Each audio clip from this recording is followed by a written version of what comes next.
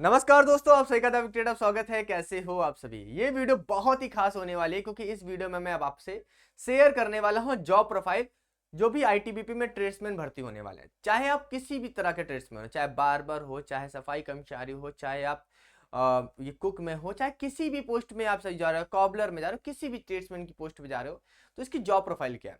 क्योंकि बाद में होता क्या है कि आपका सिलेक्शन होने के बाद एक सवाल मन में बहुत आता है कि क्या मैं इस जॉब में आके फंस तो नहीं गया, क्या ये जॉब मेरे लिए है या नहीं है। बाद में मन बहुत सारे सवाल आते हैं कि मैं तैयारी कर रहा था, मेरी नौकरी कहीं और लग सकती थी, मुझे इसके बारे में पता नहीं था। बहुत सारे बच्चों को नहीं पता होता जॉब प्रोफाइल के बारे में, और बस वो सपना देखते हैं कि मुझे वर्दी मिल जाए, मुझे नौकरी मिल जाए, गवर्नमेंट एम्प्लॉय बन जाओ, माँ बाप का सपना पूरा हो जाए, शादी हो जाए, बस इतना ही सोच के वो सोचते हैं किसी तरह की भी नौकरी मिल जाए।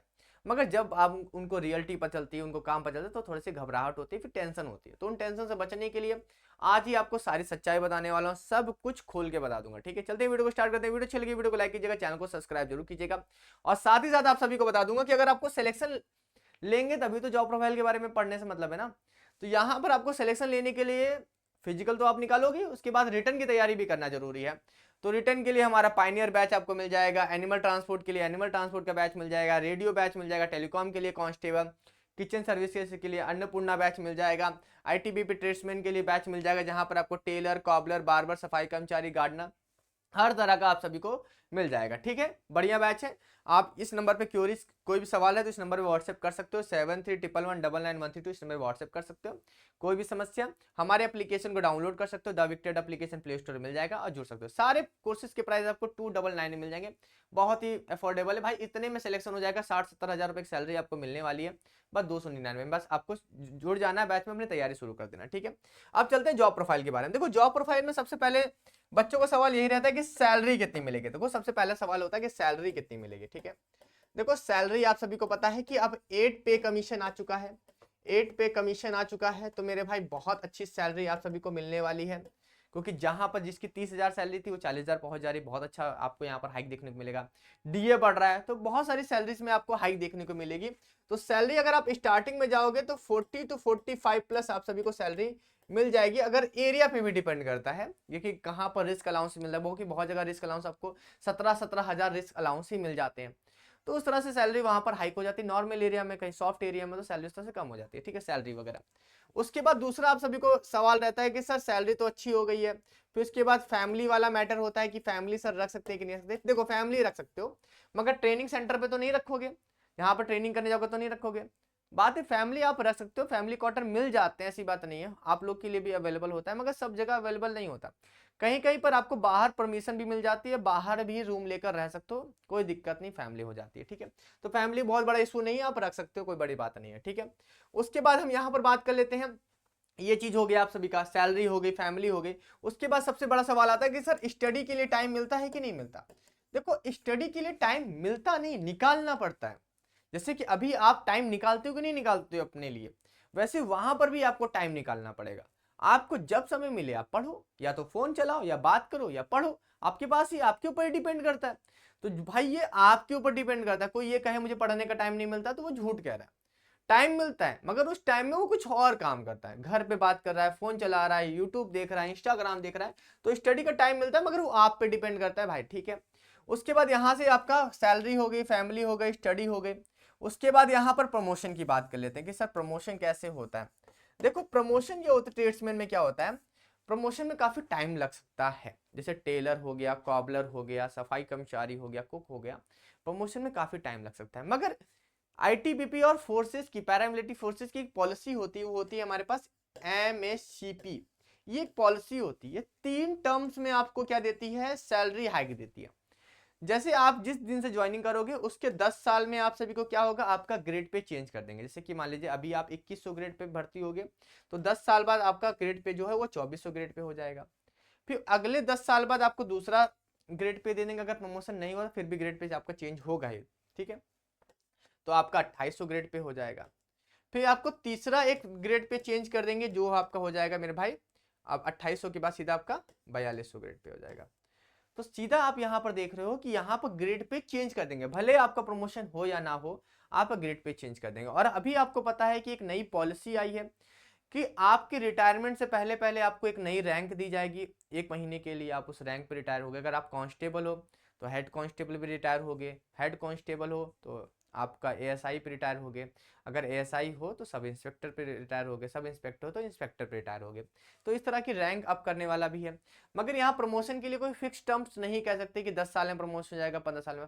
प्रमोशन में टाइम लग सकता है, मगर पैसा आपका बढ़ जाएगा, ये पैसे में टेंशन नहीं लेना, पैसा आपका बढ़ता है, ठीक है। प्रमोशन हो गया, सैलरी हो गई, फैमिली हो गई, स्टडी हो गई, प्रमोशन हो गई, ये सारी चीजें हो गई। अब उसके बाद यहां पर आता है कि सर काम क्या होता है। मेन चीज अब आ जाता है काम, वर्क, कि सर काम करना क्या पड़ेगा, काम की टाइमिंग क्या होगी। देखो मैं सिंपल सी बता दूं कि फौज का रूल चलता है 24 आवर्स का। किसका चलता है मेरे भाई? 24 आवर्स का। ऐसी बात नहीं है कि आपको 24 घंटे काम करने पड़ेंगे, 24 घंटे काम नहीं करने पड़ेंगे, रेस्ट मिलेगा। मगर यहाँ फौज चलती है नियम कानून और डिसिप्लिन से चलती है, अनुशासन से चलती है। तो यहाँ पर क्या होगा, जैसे कि मान लीजिए आपकी बात कर लेते हैं, कुक की बात कर लेते, तो कुक में आपको सीधे सी बात पता है कि कुक में आपको क्या बनाना है, खाना बनाना है। तो सुबह से लेकर शाम तक आपका यही काम है, खाना बनाना। सुबह उठकर आप नाश्ता तैयार कर रहे हो, फिर दोपहर का खाना बना रहे हो, फिर शाम का खाना बना रहे हो, 3 टाइम का आप खाना बना रहे हो। उसके बाद सफाई कर्मचारी का काम क्या होगा मेरे भाई? सफाई कर्मचारी का काम क्या होगा? सफाई करना। सुबह उठते ही आप सभी को पूरे जितने भी रहना है पूरे एरिया में आपको झाड़ू लगाना है। आपको हर जगह नहीं करना। अगर मैं यहीं पर वॉशरमैन की बात कर लूँ कि कोई कपड़े धुलने वाला है, वॉशरमैन है, तो वॉशरमैन की बात करो तो वॉशरमैन को कपड़े धुलने का रहता है, ऑफिसर्स की वर्दी वर्दी वगैरह धुलना, ये सारी चीज़ें। मगर मशीन वगैरह रहती है, वॉशिंग मशीन रहती है, उसमें धुल जाता है, उसमें कोई दिक्कत नहीं है, प्रेस वेस करने वाला भी हो जाता है, ठीक है। उसके बाद टेलर की बात कर लूँ मैं आप सभी से, तो टेलर का काम है आप सभी को सिलाई करना है, तो पूरा सिलाई करना है। आप अपनी आपकी शॉप की टाइमिंग रहेगी कि सुबह इतने से इतनी खुलती है, उतने से उतनी खुलती है, ठीक है, टाइमिंग रहती है। बार्बर की बात कर लूँ, बार्बर का भी यही है कि सुबह इतने से इतने तक आपकी बार्बर शॉप खुली रहेगी, बार्बर शॉप होती है वहाँ पर खुली रहेगी, फिर उसके बाद इतने से इतनी खुली रहेगी। और कभी कभी बीच में क्या होता है, देखो मैं सिंपल सी बात हूँ, कभी कभी होता है क्या है कि फौज में जब जनसंख्या कम हो जाती है, जैसे कि मान लीजिए कोई इलेक्शन ड्यूटी चले गए, पार्टी इलेक्शन ड्यूटी चली गई, तो उसमें क्या होता है कि लोगों को थोड़ा थोड़ा सहयोग करना पड़ता है, क्योंकि अपना ही तो परिवार होता है। तो कभी ड्यूटी देनी पड़ जाती है कि हाँ चलो ठीक है, पोस्ट में दे दिया, 1 घंटे 2 घंटे ड्यूटी दे दिया, इस तरह का अपनी शॉप से छोड़कर ड्यूटी दे दिया पोस्ट पे, ये सारी चीज़ें हो जाती है। तो इस तरह से यहाँ पर चीज़ चलती है। कॉबलर का कॉबलर की भी शॉप होती है, एक दुकान टाइप की होती है, वहीं पर अपना कॉबलर अपना जूते वूते का काम करता रहता है, अपना पड़ा रहता है वहाँ पर। उसके बाद जो भी अपना है अपना शॉप बंद करके चला गया। तो कॉबलर की भी शॉप होती है, कुक के अपना वही मेस में पड़ा रहता है, सफाई कर्मचारी पूरा घूम घूम सफाई करता रहता है, वाशरमैन की अपना वाशर शॉप होती है, वहाँ रहता है, टेलर की टेलर की शॉप होती है, बार्बर की बार्बर शॉप होती है, इस तरह के काम होते हैं। मतलब आप जिस तरह से नाम है उस तरह का काम तो आपको करना पड़ेगा। आप ऑफिसर भर्ती नहीं हो रही, सिंपल सी बात समझ लेना, आपको चीजें उस तरह से हैंडल करनी पड़ेगी, जैसे कि समाज में आपको देखने को मिलता है वैसे इज्जत आपको पूरी फुल मिलेगी। ऐसा नहीं है कि आपको इज्जत नहीं मिलेगी, आप सफाई कर्मचारी हो तो इज्जत नहीं करेगा कोई, वॉशरमैन हो तो इज्जत नहीं करेगा, इज्जत आपकी पूरी मिलेगी आपको को, फिर भी आपको लोग राम राम कहेंगे। वो आपके बिहेवियर के ऊपर है, आप कैसे बिहेव करते हैं, आप लोगों के साथ कैसे रहते हो, वो आपके ऊपर। बहुत सारे को लगता है सर सफाई कर्मचारी तो नहीं, आपके बिहेवियर के ऊपर हो। आप ऑफिसर नहीं हो, आप इंसान हो, आप भी इंसान इंसान वहां पर सब। देखो फौज में सब भाई भाई हैं, फौज में सब भाई भाई हैं। हम खुद वहां थे, हम सबको जैसे जो भी थे हम सर ही बोलते थे, राम राम सर बोलते थे। हम भले सीनियर थे फिर भी हम राम राम बोल देते थे, क्या दिक्कत है, बड़ा बड़ा मान के करते हैं।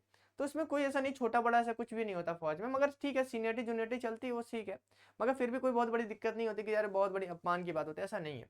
काम अपना अपना काम करो, ईमानदारी से काम करो, सैलरी लो, घर परिवार लो, चलो खुश रहो, बस हो गया और क्या।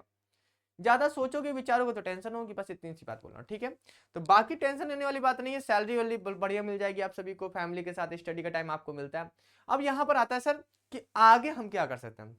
देखो एलडीसी एग्जामिनेशन वगैरह आप दे सकते हो, आप ट्रेड्समैन हो तो आप जैसे कि आप जो भी आपका हेड कांस्टेबल मिनिस्ट्रियल वाला आता है, अब आपको पता है कि 5 साल की रेगुलर सर्विस रह गई है, 5 साल आपको रेगुलर सर्विस होनी चाहिए, आपका एपीआर वगैरह गुड होना चाहिए, तो उसके साथ आप अप्लाई कर सकते हो। एलडीसी के लिए 5 साल की आपकी सर्विस होनी चाहिए, तो भर्ती होने के 5 साल तक आपको इंतजार करना पड़ेगा। बाकी देखते हैं, आप अगर कहीं सिविल का एग्जामिनेशन दे तो सिविल का एग्जामिनेशन दे सकते हो, कोई समस्या नहीं है आप सभी को। छुट्टी उट्टी के बारे में आप सभी को बता दूं आप सभी को कि छुट्टी आप सभी को पता है कि टोटल 75 डेज की आप सभी को मिलती है, जहां पर 60 दिन जो होता है आपका ईएल होता है, अनलीव्ड होता है, इसको आप कमाते हो, और 15 दिन की आपकी सीएल होती है जो आपकी कैजुअल लीव होती है, जो सरकार के मतलब ये मिले ना मिले मगर फिर भी मिल जाती है, कोई दिक्कत नहीं होती। मगर ये 15 दिन जो होती है आपके खाते में जमा नहीं होती, आपके खाते में जमा नहीं होती, आपके अकाउंट में जमा नहीं होती है। आपका वहाँ अकाउंट होता है, मतलब कैजुअलिटी सीट में जमा नहीं होती है, वो केवल EL जमा होती है। CL से कोई मतलब नहीं होता, CL हमारी कैजुअल लीव होती है, आप काट लो बस हो गया, ठीक है। बाकी 75 डेज की छुट्टी मिलती है, बाकी जो हॉलीडेज होते हैं वो सब होती ही हैं, ठीक है। अपने हिसाब से अपना जो भी दिक्कत है, ठीक है। बाकी कमेंट बॉक्स में पूछना, कोई और सवाल रहेगा, सैलरी स्लिप वगैरह दिखा दूंगा कहोगे तो, मैं इस सब की सैलरी स्लिप वगैरह दिखा दूंगा, ठीक है। बाकी आप सभी तैयारी में लगो, सिलेक्शन होगा तभी यहाँ तक पहुँच पाओगे, तो पढ़ाई वढ़ाई करना शुरू कर दो, हमारे बैचेस से जुड़ जाओ, हमारे एप्लीकेशन डाउनलोड कर लो, कोई एक डाउट है तो उस नंबर पर कॉल कर लो, ठीक है। चलिए फिर अभी के लिए जल्दी मिलते हैं नेक्स्ट वीडियो में। Thank you so much.